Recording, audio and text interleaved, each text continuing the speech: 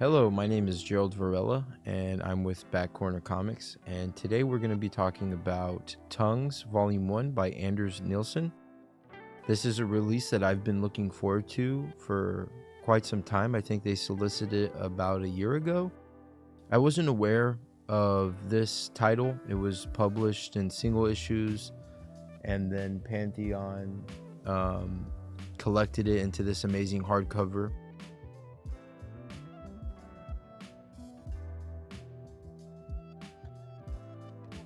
And to get back to kind of, this being unexpected for me, I had read The End by Anders Nilsson, and it was the first graphic novel that I really read and cried the entire time. I thought the writing was amazing. It's autobiographical, so there was this really sharp feeling of sadness in that book that is immeasurable. The grief that was displayed was so courageous. It was courageous of Anders Nilsson to make that book, and especially the way he made it. And so Tongues just kind of really excited me in the sense that it was going to be fiction, partially based on, Greek mythology. And so, yeah, very excited. I went into it completely blind, which I recommend if you pick this up to go into it blind, and it really surprised me on how good it was. I had a notion that it was going to be good, but it blew those out of the water. So this is Tongues, and you'll see here you get like this really nice cover art, which is a dust jacket, and when you take it off, you get this beautiful design. This is an object within the story that's kind of essential to the story. I don't want to say what it is too much, but this is an indication maybe on the importance of it. So something Anders does a lot is he focuses a lot on the natural world, and here, it's no different. The natural world is kind of combined with the personalities of the Greek mythology and the gods and all that stuff. Okay, beautiful end papers, and all of this pertains to the plot of the story. And actually this is like in the middle, not in the middle, but in the end pages, so I'll show you it now. So look at that, I just put that together. That's like prefaced here. Very interesting stuff. I wonder what that means. I guess we might find out in volume 2.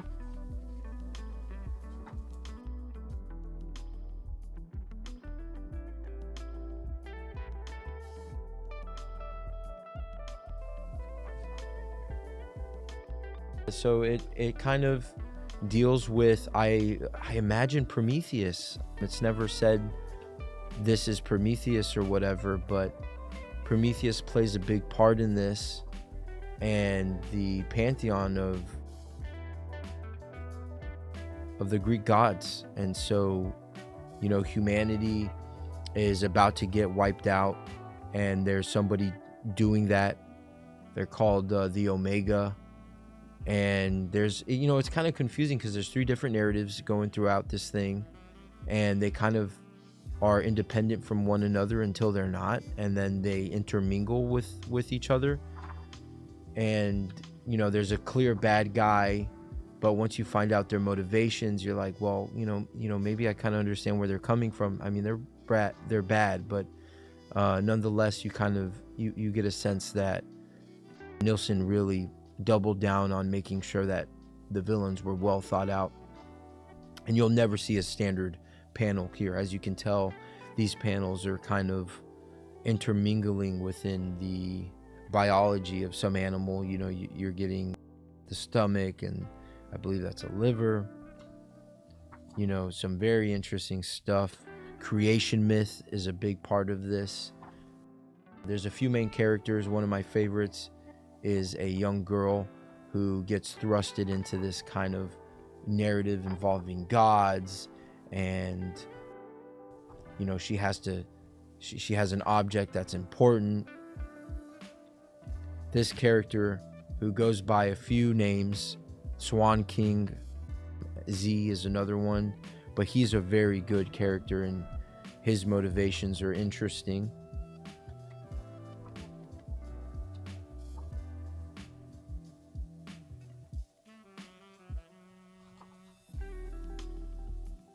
So this is one of the gods, and as you can tell, the design is just fantastic, you know. He gives them this, they look like all the gods look like a pile of dead leaves or something. And this is just fantastic stuff, you know.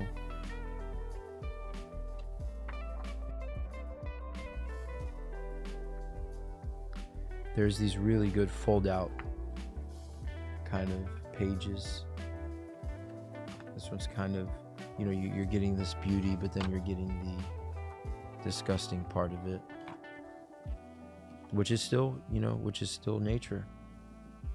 Here's the Swan King interacting with Prometheus. And what's interesting is that, you know, if you're familiar with the myth, you know, his punishment is that an eagle comes every day and will eat his liver out of his body.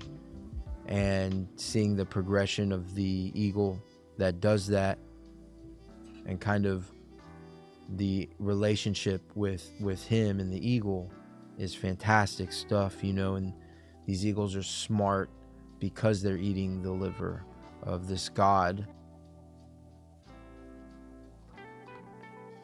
Just really fun stuff, very cool stuff. Here's the bad guys.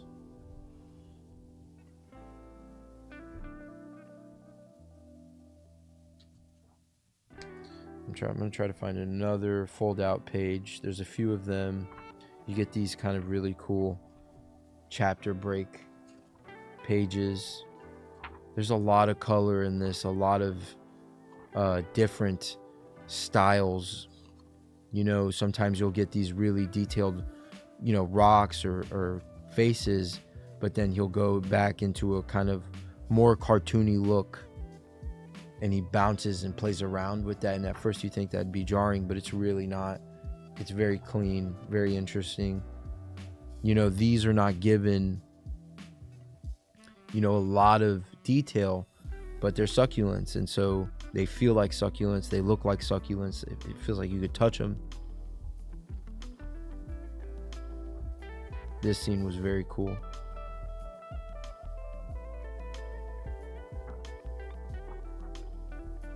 Lots of dialogue. I mean, this is really a complete package that you're getting.